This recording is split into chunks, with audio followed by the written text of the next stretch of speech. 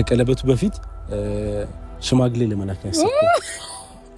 አንቺ ቆንጆ አንቺ ልጅ ነይ ልውሰድሽ ከኔ ደጅ።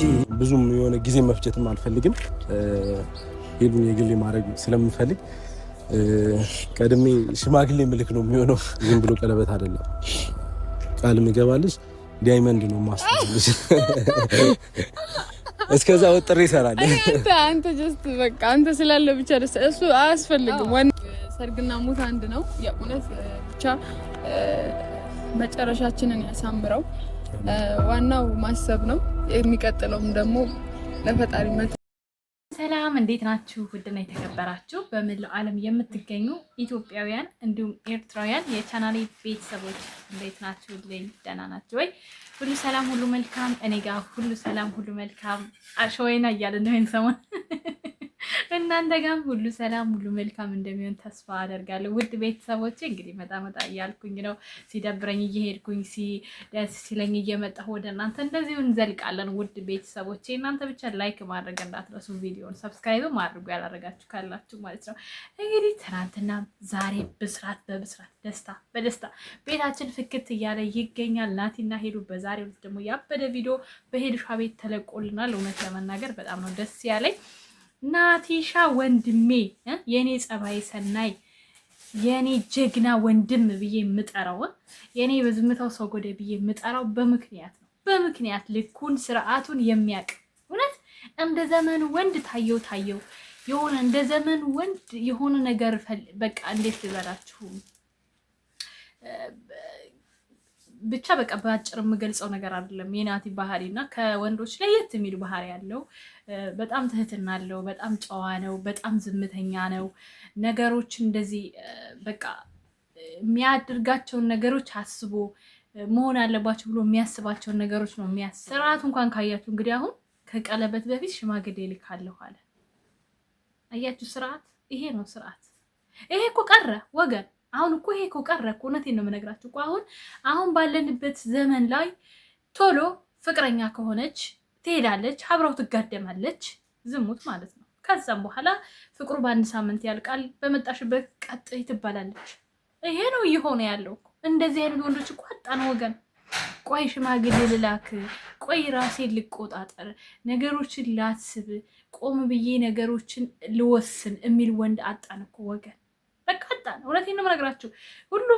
ሁሉም ወንድ ልፈትሽሽ። የሀገሬ ሰው ምን ይላል መሰላችሁ? ቀድመሽ ከሰጠሽው ሰርጉን እርሺው ይላል። ዳይመንዳችን ነው። ዳይመንድሽን ይዘሽ ሱሪ፣ እያንዳንድ ዳይመንድሽ ይዘሽ ሱሪ። ደግሞ የረሳሁት ነገር ሄሉዬ አሁን በምን አንጀቷ ነው 18 ልጅ የምትወልደው?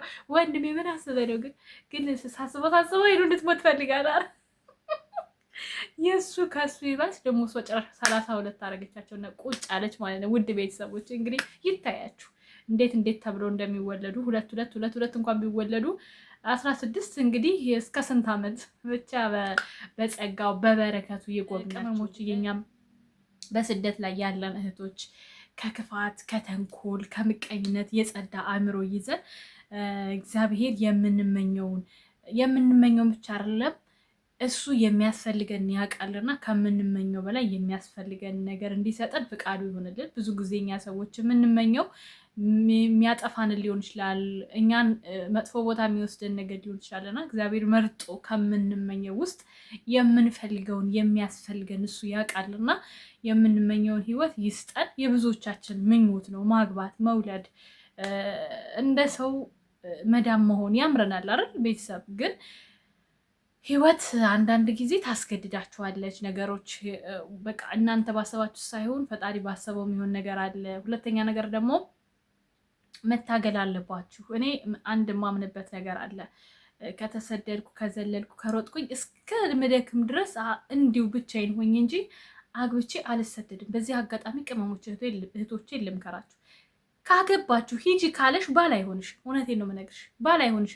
ወንድ ከሆነ ራሱ ተሰዶ አፈርግጦ ያኑረኝ እንጂ እኔ ተሰድጄ እሱን ልቀልብ አልችልም። ሴት ልጅ ራሷ ቤቷን ነው ማስተዳደር የምችለው።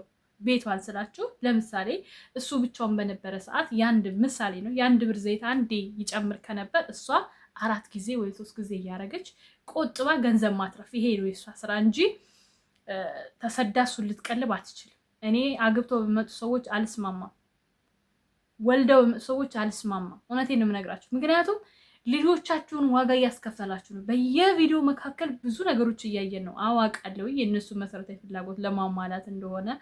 ነገር ግን ከመጣችሁ አይቀር ደግሞ ቢያንስ 2 ዓመት ሰርታችሁ ወደ ሀገራችሁ መግባት። ልጆቻችሁ ፍቅራችሁ ያስፈልጋቸዋል። ልጆቻችሁ እናንተን ነው የሚፈልጉት። ገንዘባችሁ ምንም አይሰራላቸውም።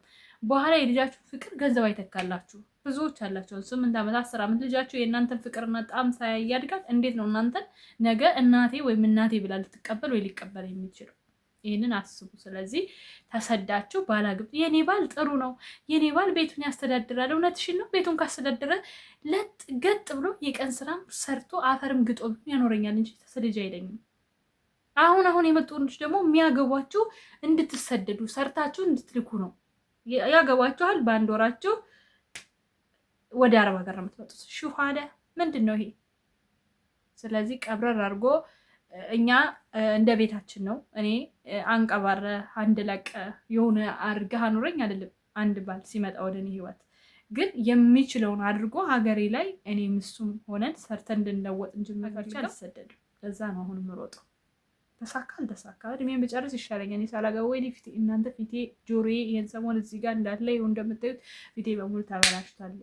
በቃ ሙቀቱ እንትን ሙቀት አይደለም ዘይት ምናምን ሲለኝ በቃ እንዳለ ነው እንትን ሚሊዮኖች ማለት ነው። እና ለማንኛውም በወሬ መሀል ምክር ያስፈልጋል ብዬ ነው። እናንተ መቼም ሁልጊዜ ወሬ ወሬ ወሬ እንጂ ምክሩ ምናምን ደስ አይላችሁም። እውነቴን ነው የምነግራችሁ። ሲራይ ነው የሚሆንባችሁ። እና ምክር ጥሩ ነው። የኔ ደግሞ የታላቅ እናታችሁ ምክር ነው። ለማንኛውም ወደ እኔ ሄዱ እንድንመለስ። አሁን ምክራችንን ጨርሳ ምክር ነገር ሲበዛ ባህያ ይጫን እንዳለ ያገሬ ሰውና ምክርም ሲበዛ ባህያ ስለማይጫን ወደ እኔ ሄዱ ስንመለስ እንግዲህ እነ ሄሉ በቅርቡ ናቲ ያው ሽማግሌ ይልካል፣ ቀለበት ይታሰራል። አሁን እንግዲህ በቅርቡ ምንም ማድረግ አይቻልም። እኔ ምላሴ ጥቁር ነው በቃ ከተናገርኩ ይውላችሁ እንዳታስከፉኝ። እኔ ከረገምኳችሁ ነግራችኋለሁ። ይሄው እኔን ተንከባከቡኝ። የሆነች ነገር ከተናገርኩኝ ህሊናዬ ውስጥ ካለች አንዴ ካወጣኋት ትሆናለች። በቃ እዚህ ጋ የሆነ ጉድ ብርጭቆ ተቀምጦ ይሄ ብርጭቆ ይሰበራል ካልኩ ይሰበራል። ምክንያቱም ምላሴ ጥቁር ነው። አያቴ ምንትሬ ነበር ድሮ መሰላችሁ፣ ምላስሽ ጥቁር ነው አንቺ አትናገሪ፣ አንቺ ወይ ጥሩ ብቻ ተናገሪ ትለኝ ነበርና ከተናገርኩ ይሆናል። ስለዚህ ያው ብያችሁ ነበር እንግዲህ ናቲና ሄሉም ይገናኛሉ ስላችሁ ይኸው እግዚአብሔር ይመስገን።